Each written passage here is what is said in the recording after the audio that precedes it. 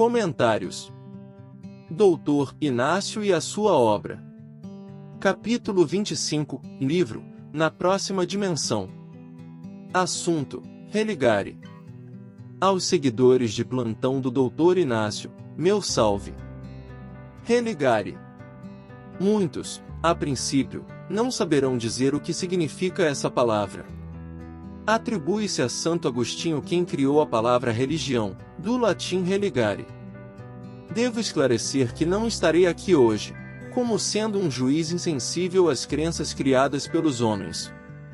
O que tentarei mostrar é a insanidade com que seus supostos dirigentes que se dizem intérpretes de Deus na Terra estão fazendo tanto com elas, quanto para com os seus fiéis. Para iniciar nossas reflexões a respeito do assunto, vamos analisar o que diz Odilon Fernandes para Paulino, seu amigo de carteirinha, relatado no livro Na Próxima Dimensão, através do médium Carlos Baxelli com relação à situação que chegam esses representantes religiosos nos planos espirituais. Aqui estão os que comprometeram mais diretamente a Deus, os que foram vítimas dos seus delírios de grandeza espiritual, os que mercadejaram com os dons do Espírito, aqueles que não se beneficiaram com o poder do dinheiro, mas com a moeda da influência moral. Muita coisa poderia discorrer acerca do assunto aqui, mas como o espaço é curto, irei concentrar-me em alguns pontos principais para nossa reflexão. Sabemos, e isso está às claras, para os viventes da terra e do além, que existe em alta a intolerância e o fanatismo. Algumas religiões promovem, sutilmente, a intolerância em relação a outras crenças e até mesmo incentivar o fanatismo religioso. Se hoje não existe mais as fogueiras inquisitoriais, existe a língua que vem envenenando muitos fiéis desavisados, quanto ao verdadeiro comprometimento, com a fé que professam. E isso vem criando conflitos e divisões sociais a céu aberto, prejudicando a coexistência pacífica entre os povos. Sabemos, também, que todos aqueles que se encontram à frente de determinada crença religiosa, são seres humanos, e, independente do vestuário que se apresentam aos seus fiéis, têm uma margem gigantesca de fracassarem e, o que é pior, de levarem milhares de almas para o verdadeiro inferno de consciência. E, não sendo exagerado nesse contexto, algumas religiões criam doutrinas ou práticas que discriminam certos grupos, como mulheres, pessoas LGBTQ+, ou membros de outras religiões. Isso pode como está levando à exclusão e à marginalização desses grupos na sociedade.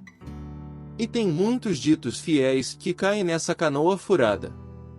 Outro aspecto indecoroso é o fundamentalismo religioso, que é uma abordagem rígida e inflexível da fé, onde os seguidores interpretam as escrituras de forma literal e resistem a mudanças ou novas perspectivas. Isso está levando muitos à rejeição da ciência, à estagnação social e ao desprezo por valores seculares. Para você, o que seria a fé? Estaria, ela, aprisionada a uma religião, ou poderia ser fortalecida no nosso dia a dia, aplicando em nós os direitos e deveres em cumprir, à risca, os mandamentos de Deus? Outro ponto crucial, a ser por nós refletido, através do pensamento do instrutor acima, não é fácil argumentar com aquele que, espiritualmente, se julga superior a você. Aqui consideramos, muitas vezes, um sujo, falando do mal lavado. Isso é consequência da carência espiritual de todos nós. Somos ainda leprosos necessitados, e muito, daquela injeção de fidelidade para com os nossos conceitos, falhos, de religiosidade. É uma disputa insustentável e insaciável, no sentido de promoverem a verdade exclusiva a todo custo. E faço, a esses, a mesma pergunta de Pilatos a Jesus, que não quis entrar em detalhes filosóficos com quem não entenderia, patavina, do que seria sua própria existência, o que é a verdade. Alguém se encoraja a respondê-la? Outro ponto a ser refletido é que, se não conquistamos os pilares da cristandade como num todo, difícil, sequer, querer ser alguém que só não enxerga o próprio dito cujo. Muitos acreditam que o demônio capeta, espírito das trevas, existem por consentimento e escolha da vontade de Deus. Ele não tem nada a ver com as nossas delinquências religiosas. Mas, eles existem realmente? Sim, mas que não foram criados para atazanar ainda mais nossas vidas. Para elucidar melhor esse meu raciocínio, vamos ver o que Odilon diz a respeito. A mente, quando perde o controle sobre si mesma, provoca aberrações no corpo espiritual. Os nossos pensamentos exteriorizam o que somos. Aqui está a origem dos demônios. Nós mesmos os somos, só dependendo por onde anda lá nosso livre-arbítrio, se na luz ou nas trevas. O pensamento nos direciona, ante as escolhas que fazemos. E, se para o mal, moldamos nossos perispíritos a figuras mitológicas, dantescas até que, vendo-os, naturalmente, cremos, eles, pertencerem à criação divina. Se pudéssemos ter, cada um, uma visão de raios-x, onde detectasse nossa verdadeira imagem, conviveríamos com a realidade de que somos mais demônios do que anjos. E, isso digo piamente, porque, se estamos em um mundo, onde todas as nossas mazelas psíquicas se reúnem, em um mesmo indivíduo, poderemos declarar-nos como uma legião. Por que não? Lembre-se dessa passagem evangélica. Perguntou-lhe Jesus: qual é o teu nome? Respondeu-lhe: Legião é o meu nome, porque somos muitos.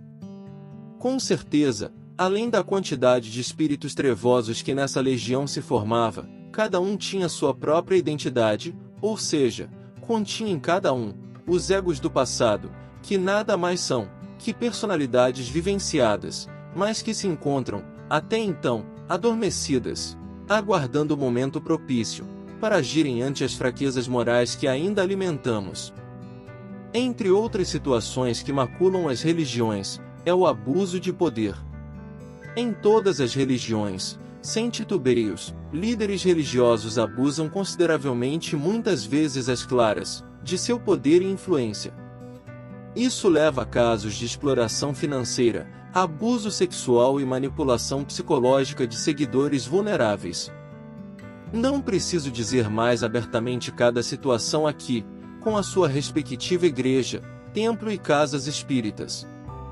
A consciência se nos fará focar na que mais denigre o cristianismo primitivo, porque, para mim, onde o cristianismo redivivo praticado. Muitos, até aqui, devem pensar que sou uma pessoa revolucionária. Posso até ser, pois que procuro com meus comentários trazer à baila o que todos observam e nada fazem, e, quando aparece alguém para fazê-lo, é tido como conspirador. Independente de ser ou não, o fato é que esse religar em que se fundamenta as religiões criadas pelos homens, estão precisando também de uma reforma estrutural em seus alicerces. Porque o que vemos, vão me desculpar, é uma cisânia que, sem um tsunami que venha balançar essas estruturas, ditas, religiosas, continuarão a nascer, a crescer, a comandar espíritos sem a perspicácia de que, a verdadeira religião a que temos que, com unhas e dentes, afeiçoar em nossos corações ainda empedrados, é a caridade livre, totalmente livre das injunções dessa ou daquela crença. Como também vale aqui ressaltar que o templo religioso a que iremos dar o nosso verdadeiro testemunho, sem máscaras ou ideologias religiosas, não é outro senão o nosso lar. Se uníssemos forças para que isso viesse a se concretizar, com toda certeza, nossas vidas seriam menos invadidas e comandadas por espíritos que, na sua grande maioria, desejam se alimentar dos vômitos dos seus fiéis, sem lhes darem o beneplácito da fé raciocinada. Desta feita, alguém deseja sair da zona de conforto em que se funda sua religião? Comigo, meu caro leitor amigo?